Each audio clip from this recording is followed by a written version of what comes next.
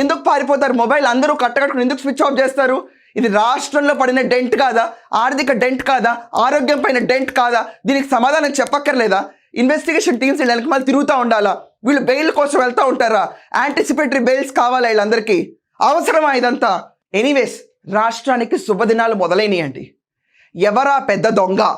ఎవరా పెద్ద దొంగ ముడుపులు తీసుకున్నాళ్ళు?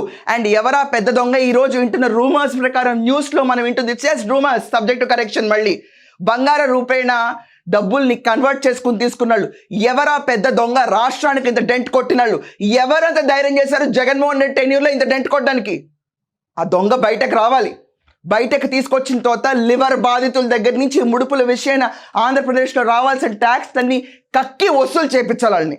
వసూలు చేయించిన ఆ స్త్రీయో పురుషుడో, ఎందుకంటే మనకు తెలియదు కదా ఫీమేల్ ఆర్ మేల్ ఎక్కడ ఎవరు ఉన్నారని. మనకి జగన్మోహన్ రెడ్డి గారు ఇంత సిన్సియర్ పర్సన్ అయినప్పుడు ఆయన టెన్యూర్లో ఇలాంటివి జరుగుతాయా? ఇంతకంటే ఇంకా భూతేం ఉండదండి. సారీ నేను అంటానికి ఈ మాట.